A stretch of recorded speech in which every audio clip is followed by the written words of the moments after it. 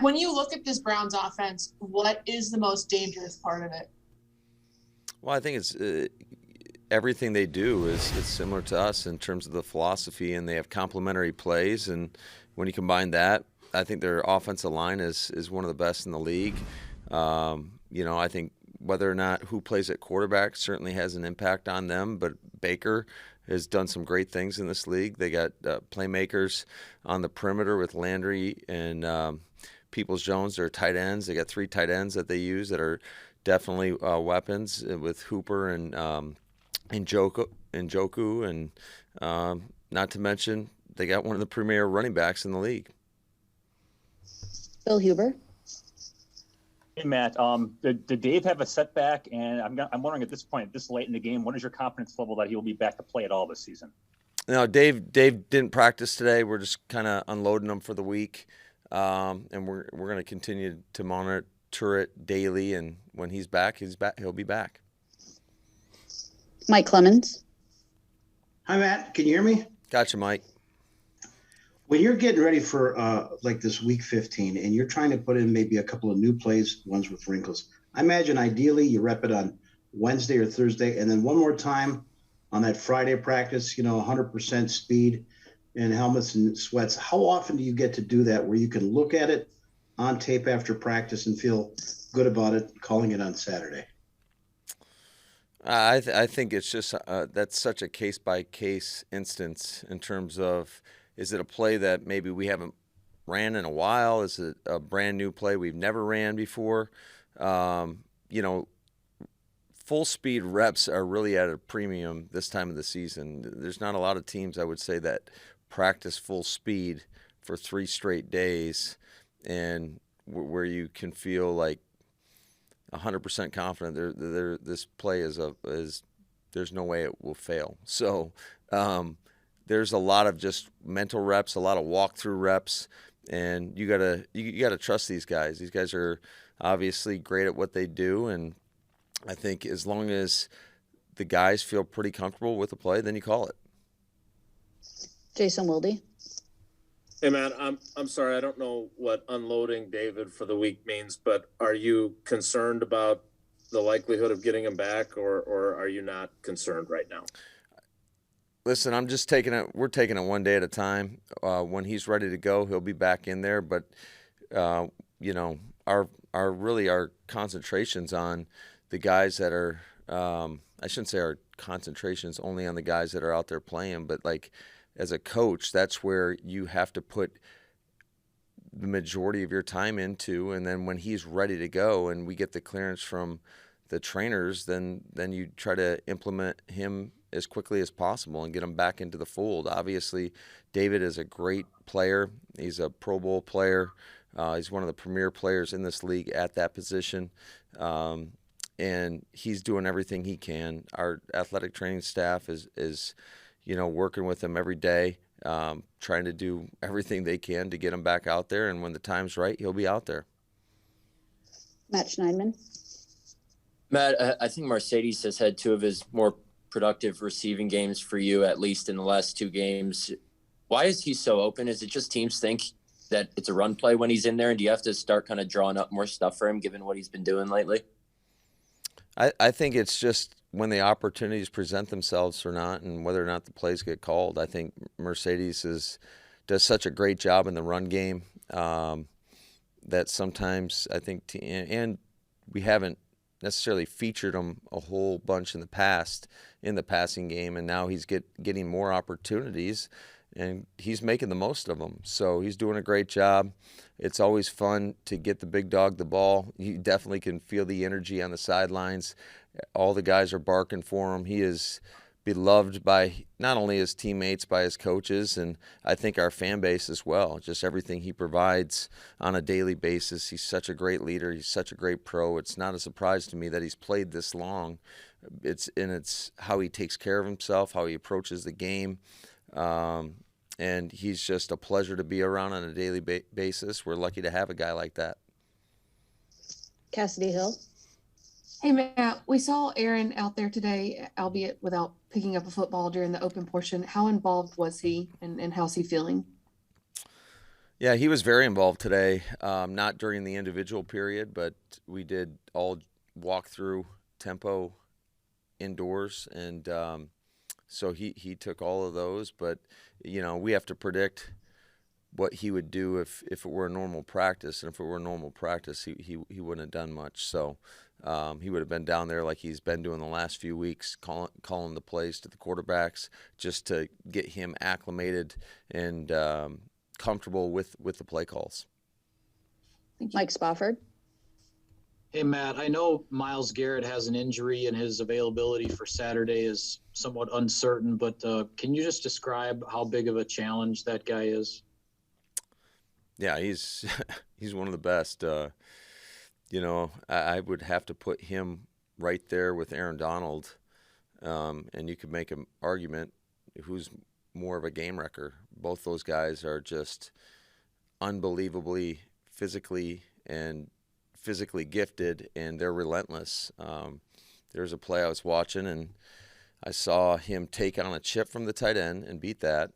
Then the tackle, he beat him, and then the back was there, and he beat him and sacked the quarterback. So those plays show up all over the tape. He's a guy that you have to account for on every play because he can single-handedly take over a game and wreck a game. Steve McGarkey. Also, you had mentioned the Browns offense, but I was wondering specifically Nick Chubb, what is it that kind of sets him apart, makes him such a special back? Yeah, I think he's got everything you look for. First of all, he's got a great burst. He's got great vision. He really hits the hole, and he's got unbelievable contact balance. He can put his foot in the ground, make the necessary cuts. He's relentless as a runner, always finishing forward. We're going to have to do a great job tackling him and swarming to get this guy down. He just consistently breaks tackles. I want to say he's number 1 in the league in yards after contact. So it's going to be a great challenge for our defense. He's a guy that, again, just much like Myles Garrett, you just got to know where he is on every play, whether it's out of the backfield, whether he's in the backfield. He can catch the ball out of the backfield. He's just such a special threat. Mark Daniels. Hey, Matt, I know you don't like talking about guys you may not have, but I do want to ask you about JaMarr Alexander and what have you done to kind of get him ramping up over these couple of weeks of individual practices and get him game ready, and how hard has that been when you have so many walkthroughs? It's certainly a challenge, but I think you take advantage of the individual periods, and Ja's doing everything he can. He's always working extra with our athletic trainers, making sure that he's trying to get, into football shape. And he's another guy, when he's ready to go, we'll put him out there. Aaron Nagler. Coach, I know you love complimentary football, but given the stretch you had about a month ago where your offense was not quite clicking, but your defense was keeping you in games, it seems you've kind of inverted that now. Like, your offense is humming. Your defense has given up a number of points in ways that it wasn't earlier in the season. Is there one thing you can pinpoint that your defense needs to do better to get back to where it was earlier this year?